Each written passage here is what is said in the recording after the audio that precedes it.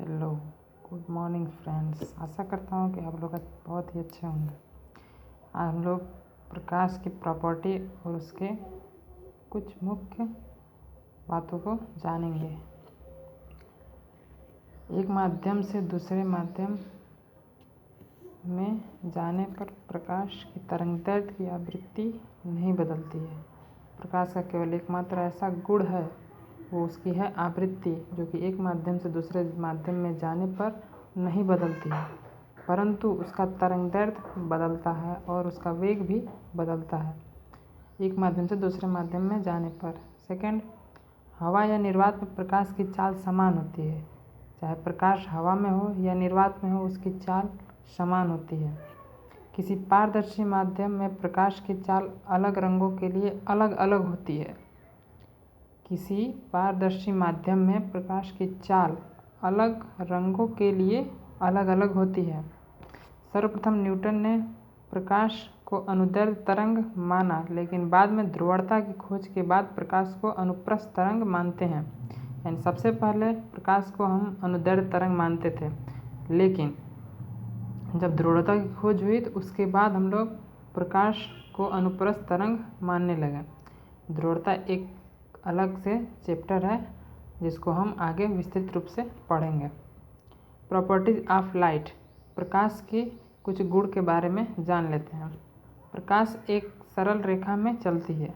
प्रकाश जो है हमेशा एक सीधी रेखा में चलती है, वो कभी जिगजैग के फॉर्म में नहीं चलती है। प्रकाश हमेशा एक सरल रेखा यानी सिंपल रेज के रूप में चलती है। प्रकाश एक माध्यम से दूसरे माध्यम में जाने पर प्रकाश अपने मार्ग में विचलित हो जाती है।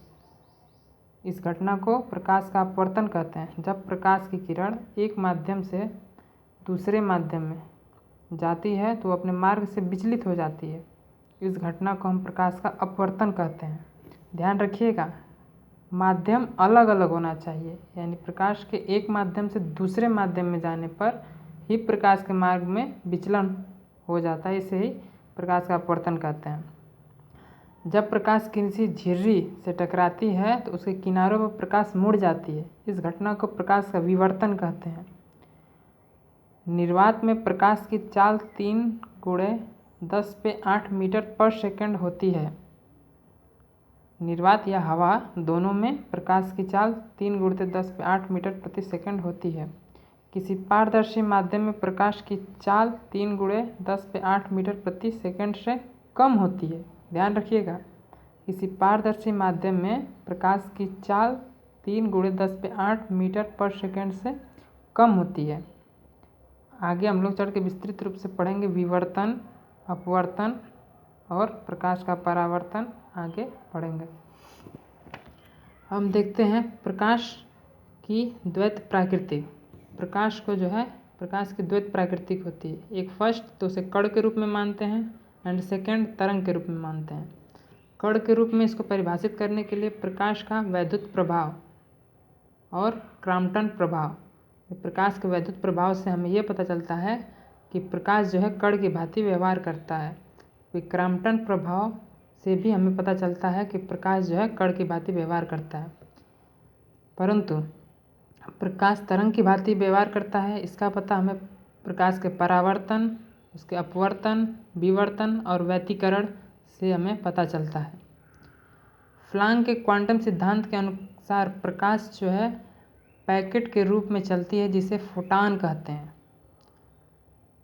प्लैंक के क्वांटम सिद्धांत के अनुसार प्रकाश पैकेटों के रूप में चलती है, यानी प्रकाश जो है सीधी नहीं आती, बल्कि छोटे छोटे बंडल पैकेटों के रूप में आगे बढ़ती है, जिसे हम फोटॉन कहते हैं।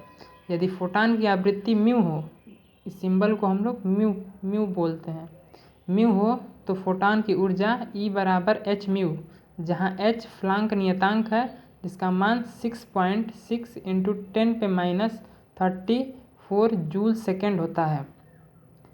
हम देखेंगे प्रकाश का परावर्तन यानी रिफ्लेक्शन ऑफ लाइट। जब प्रकाश किरणें किसी चिकने तल से टकराती हैं तो उसी माध्यम में वापस लौट जाती हैं। प्रकाश द्वारा चिकने तल से टकराकर उसी माध्यम में वापस लौटने की इस घटना को प्रकाश का परावर्तन कहते हैं। जब प्रकाश की किरण किसी चिकने तल कोई भी हम लोग चिकना तल ले लेते हैं, जब प्रकाश की किरण इस पे आती है और इससे टकराती है तो उसी माध्यम में वापस लौट जाती है। इस चिकने तल को एक साइड से हम लोग इसको कलर कर देते हैं रेड फास्फोरस से, ठीक है। जब प्रकाश की किरण इस पर आपतित होती है और इसे टकराती है और फिर इसी माध्यम में वापस लौट जाती है, तो इसी घटना को प्रकाश का परावर्तन कहते हैं। प्रकाश द्वारा चिकने तल से टकराकर उसी माध्यम में वापस लौटने की घटना को प्रकाश का परावर्तन कहते हैं। जो प्रकाश आती है इस तल की तरफ, इसको आपतित किरण बोलते हैं, और जब टकरा कर उसी माध्यम में वापस लौटे तो इस किरण को परावर्तित किरण बोलते हैं। आपतित किरण को इंसिडेंट रेज, जबकि परावर्तित किरण को रिफ्लेक्टिव रेज बोलते हैं। और इस पे एक अभिलंब खींचते हैं, जो आपतित किरण और अभिलंब के साथ बने कोण को आपतन कोण, जबकि परावर्तित किरण और अभिलंब के साथ बने कोण को परावर्तन कोण बोलते हैं। नेक्स्ट हम देखेंगे आगे परावर्तन के नियम, लॉ ऑफ रिफ्लेक्शन। परावर्तन के केवल 2 नियम हैं। फर्स्ट, आपतित किरण, परावर्तित किरण तथा आपतन बिंदु पर अभिलंब तीनों एक ही तल में होते हैं।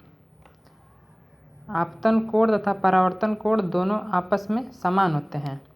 फर्स्ट लॉ हमने पढ़ा कि आपतित किरण, परावर्तित किरण और अभिलंब तीनों एक ही तल में होते हैं। एंड सेकेंड, आपतन कोण का मान और परावर्तन कोण का मान दोनों इक्वल होता है, यानी बराबर होता है। इन्हीं को हम प्रकाश के परावर्तन के नियम कहते हैं। आइए कुछ नोट्स के बारे में जानते हैं। यदि प्रकाश तल पर अभिलंबवत आपतित होती है तो आपतन कोण तथा परावर्तन कोण दोनों शून्य होते हैं, यानी कि जब भी प्रकाश की किरण, जब भी अभिलंब प्रकाश के तल पर अभिलंबवत आपतित होती है तो आपतन कोण तथा परावर्तन कोण का दोनों का मान शून्य होता है, ठीक है। जबकि विचलन कोण का मान 180 होता है। प्रकाश के आपतन कोण का मान 0 और परावर्तन कोण का मान 0 होता है। कब? जब प्रकाश की किरण तल के अभिलंबवत आपतित होती है। और उसका विचलन कोण, लेकिन उसका विचलन कोण 180 डिग्री होता है। क्यों? क्योंकि प्रकाश की सीधी रेखा में जा रही थी और ये सीधी आगे चली जाती, परंतु ये 180 डिग्री घूमकर इसी पे क्या हो गई है, परावर्तित हो गई है। इसलिए इसका विचलन कोण, यानी अपने मार्ग से कितना विचलित हुई है, 180 डिग्री। 180 डिग्री ये अपने मार्ग से विचलित है, इसलिए इसका विचलन कोण 180 डिग्री होगा। यदि आपतन कोण थीटा हो तो किरण परावर्तन के बाद अपने मार्ग से 180 डिग्री -2 थीटा विचलित होगी। यदि किरण परावर्तक तल पर लंबवत आपतित होती है तो विचलन कोण का मान 180 डिग्री होता है। यानी जब भी हमको विचलन कोण ज्ञात करना हो तो 180 डिग्री -2 थीटा। जैसा कि हम यहाँ पे देखते हैं, आपतन कोण और परावर्तन कोण का मान 0 है, यानी विचलन कोण का हमने फार्मूला क्या निकाला है, विचलन कोण बराबर 180 डिग्री -2 थीटा, यानी थीटा की वैल्यू 0 है तो 180 डिग्री माइनस थीटा यानी 180 डिग्री, यानी इसका विचलन कोण 180 डिग्री आया, ठीक है। ऐसे ही हम दूसरे जो है का विचलन कोण हम ज्ञात कर सकते हैं। एक क्वेश्चन लेते हैं, यदि आपतन कोण का मान 30 अंश है तो परावर्तन के बाद किरण अपने मार्ग से कितने अंश विचलित होगी, यानी कि विचलन वो अपने मार्ग से कितने अंश विचलित होगी। फिर वही काम करेंगे, 180 डिग्री -2 थीटा, यही फार्मूला लगाएंगे हम, यानी 180 डिग्री -2 इंटू थीटा की वैल्यू 30 दी हुई है क्वेश्चन में, तो 30 रख देंगे, यानी कि 2 × 30 बराबर 60, यानी 180 डिग्री -60 इक्वल टू 120 डिग्री। यानी कि प्रकाश जो आपतन कोण 30 डिग्री था और परावर्तन के बाद किरण जो अपने मार्ग से 120 डिग्री विचलित होगी। ओके, इसी फार्मूले से एक और हम फार्मूला निकाल सकते हैं। जैसे थीटा यहाँ पे था, थीटा को हम लोग क्या बोलते हैं, आपतन कोण। आपतन कोण यानी कि विचलन कोण को हम लोग बराबर 180 डिग्री माइनस 2 थीटा लिखते थे। और अब आपतन कोण के थीटा को क्या लिखेंगे, यानी कि यहीं से देखते हैं हम लोग विचलन कोण विचलन कोण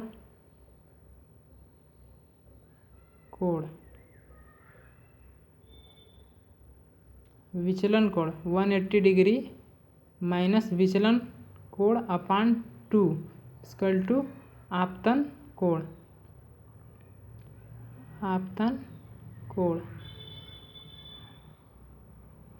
यानी आपतन कोण बराबर 180 डिग्री माइनस विचलन कोण बटे में 2। आइए इस पे एक न्यूमेरिकल देखते हैं हम। आपतित किरण तथा परावर्तित किरण के बीच का कोण 140 डिग्री है। ज्ञात कीजिए कि आपतन कोण का मान क्या होगा। तो इसका फार्मूला होगा आपतन कोण इक्वल टू 180 डिग्री माइनस विचलन कोण अपान 2। आपतन कोण बराबर 180 डिग्री माइनस विचलन कोण का मान दिया हुआ है 140 डिग्री अपान 2। तो अब इसको सब्ट्रैक्ट करेंगे, 180 डिग्री में से 140 तो 40 होगा, 40 को डिवाइड बाय 2 यानी 20 अंश, यानी इसका आपतन कोण का मान 20 अंश यानी कि 20 अंश होगा। किरण का विचलन कोण 140 डिग्री था, ठीक है, तो आपतन कोण इसका 20 डिग्री हो जाएगा। नेक्स्ट टॉपिक में हम पढ़ेंगे रिफ्रैक्शन ऑफ लाइट यानी प्रकाश का अपवर्तन।